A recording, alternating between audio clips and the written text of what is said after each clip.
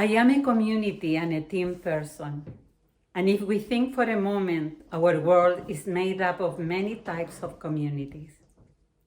Community brings us together around common realities and goals. Like many, I belong to various types of community. I am an immigrant. I am half indigenous, half European. I am Chilean by birth. I am a mother. I am a worker. I am a therapist. I am retired. I am a singer. I am Catholic. I am a lay missioner. Jesus formed a community and spoke to the communities. Jesus spoke directly to the realities that the communities lived. Jesus continues to speak to communities today. How many Latin Americans are mobilized in our countries and between our countries? Many come to the United States in search of the American dream because they no longer have sufficient food, nor do they have securities in their countries. Arriving in other lands, they are rejected, expelled, mistreated, denigrated, and even killed. What about social security for retired people? Will the funds be available for future generations? My children, my grandchildren, and the great-grandchildren of many. How much disparities there are in the payment of taxes? How many cannot and do not want to retire because the savings of a lifetime, the product of unfair wages, does not allow them to withdraw from active life? How many obstacles are there in voting preventing the people from deciding for the common good? How many times is a lie presented as the truth and the truth as a lie? How many abuses and dispossession have the indigenous people of our Americas suffered? Justice and equity is today's theme. Malachi tells us that the evil deeds of the proud, of those who have power and wealth to commit injustice, will end. That all those who have prospered with injustice, lies, and corruption will end. And there will be no branches or roots left of them. Malachi warns that there will be justice, and all who suffer the injustices of the powerful will be vindicated and healed. But for you who fear my name, there will arise the Son of Justice with its healing rays. All those who respect the name of God are those who build justice and proceed with equity. Malachi's message is an encouragement and a challenge for believers and for church leaders, pastors, and missioners to diligently obey and revere the name of God with justice and equity. Amid the prevalence of evil, corruption, lies, insults, and persecution, God invites us to locate ourselves in the communities that suffer and work from and for them, because justice will triumph.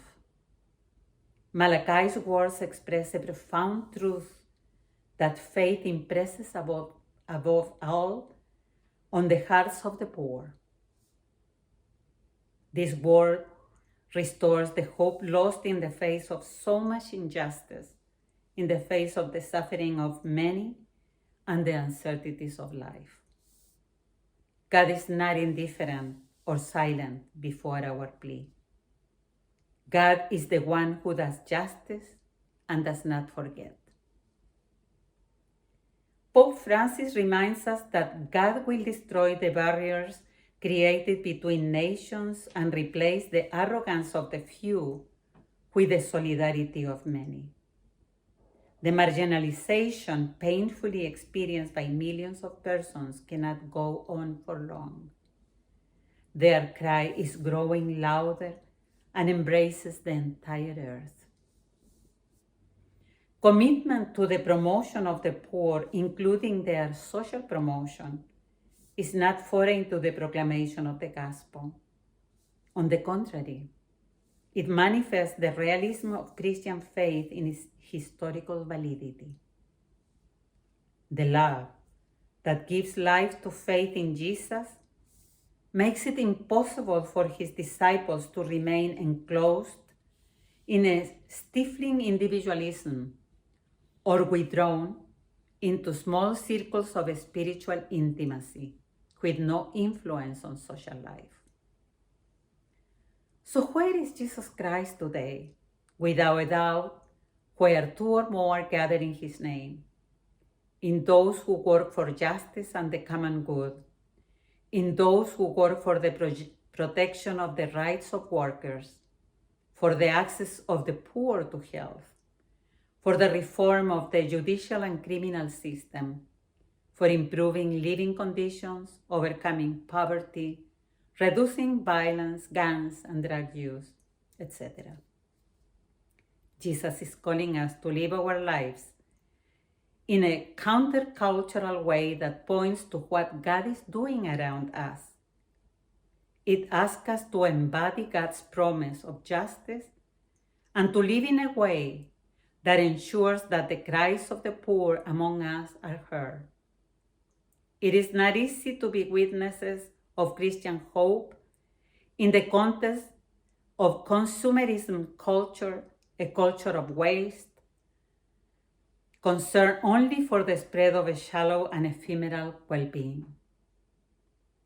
A change of mentality is needed in order to rediscover what is essential and to give substance and verb to the preaching of the kingdom of God. In the gospel, Jesus warns the disciples not to become too obsessed with the majestic temple, perhaps because he wants their attention to be focused on living temples, on caring for the poor in their communities. How many millions do we spend building temples while living temples lack access to the basic things they need to live and thrive? Nutritious food, adequate housing, safe neighborhoods, good education, health care, and decent jobs with fair wages. Jesus invites us to work for justice. We are all responsible for justice and equity. We must take responsibility and not expect everything is given to us. Jesus, who inaugurated his kingdom by placing the poor at the center, wanted to tell us precisely this. He inaugurated the kingdom, but he has entrusted to us, his disciples, the task of carrying it forward with responsibility for giving hope to the poor. Especially at times like our own, there is a need to revive hope and to restore confidence. This responsibility is not something that the Christian community may underestimate. The credibility of our proclamation and the witness of Christians depends on it. Jesus, after speaking of the destruction of the temple, tells us about the arrival of false prophets, wars, and other calamities. Jesus asks us to differentiate his teachings from that of the false prophets. As he describes the terrible events, Jesus tells his disciples not to be afraid, that they can be sure of God's faithfulness, especially in difficult times, even in persecution.